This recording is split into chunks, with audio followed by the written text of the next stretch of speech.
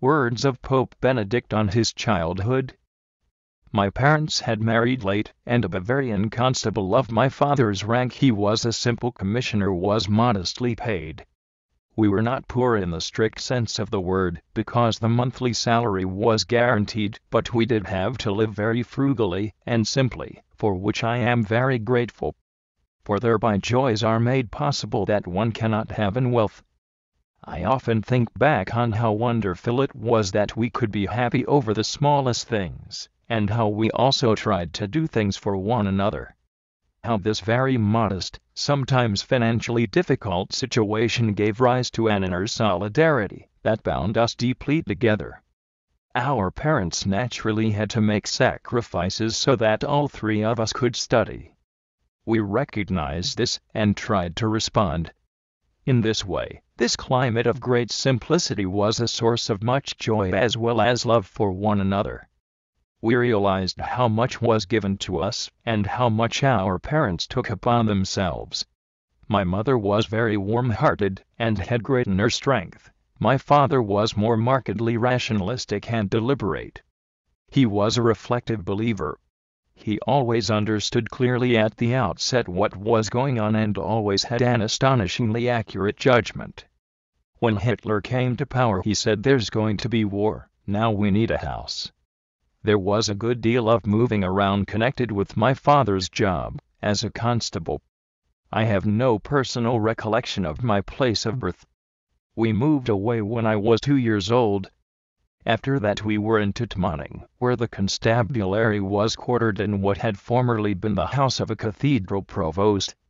The house was very nice, but it was extremely uncomfortable to live in. The former chapter room was our bedroom, whereas the other rooms were very small. We had sufficient space. But we also realized, of course, that it was an old, dilapidated house. For my mother, it was really awful. Every day she had to drag wood and coal up 2 long flights of stairs. Later, in Aschau, we lived in a very pretty villa that a farmer had built for himself and rented to the constabulary. Compared with today's amenities, even that house was quite simple. There was no bath, but there was running water. With an eye to his retirement, my father bought an old, likewise very simple farmhouse in Hufschlag near Traunstein. Instead of tap water, there was a well, which was very picturesque. On one side of the house there was an oak forest interspersed with beeches, on the other side were the mountains, and when we opened our eyes, in the morning, the first thing we could see was the mountains.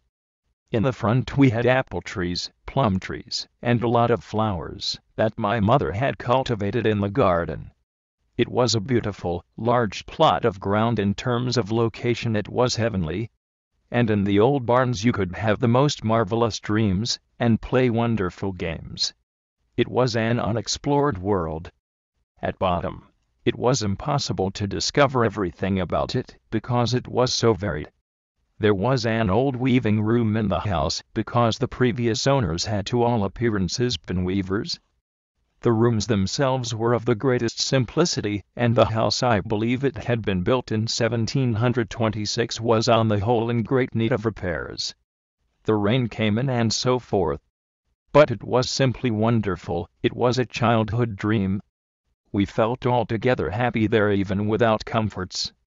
For my father, who had to pay for the necessary repairs, for my mother, who carried water from the well, it was perhaps less fun. But we experienced it as a real paradise. It took us just under half an hour to get to the city. But even that, the fact that you were on the move like that, was wonderful.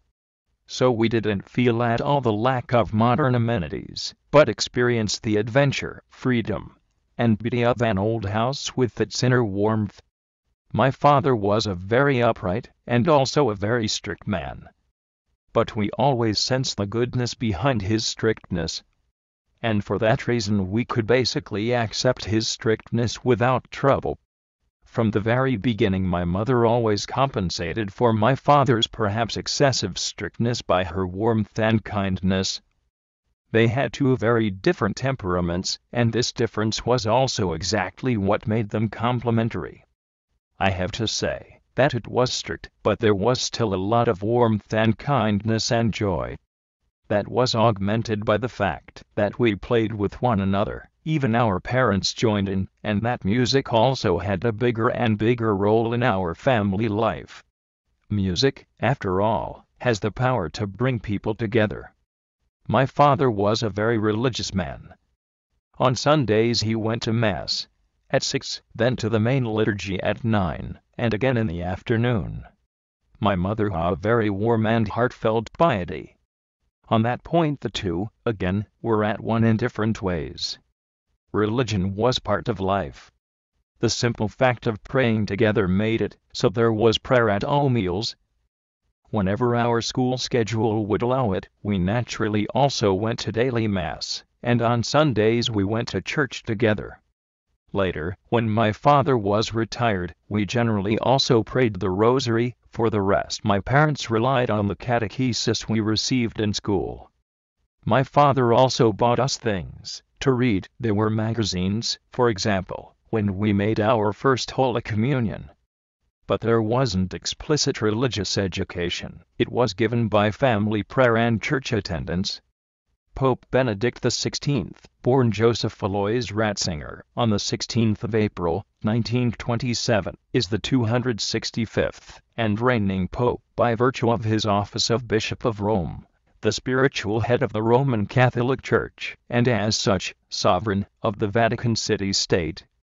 He was elected on the 19th of April, 2005, in a papal conclave, celebrated his papal inauguration Mass on the 24th of April, 2005, and took possession of his cathedral, the Basilica of St. John Lateran, on the 7th of May, 2005.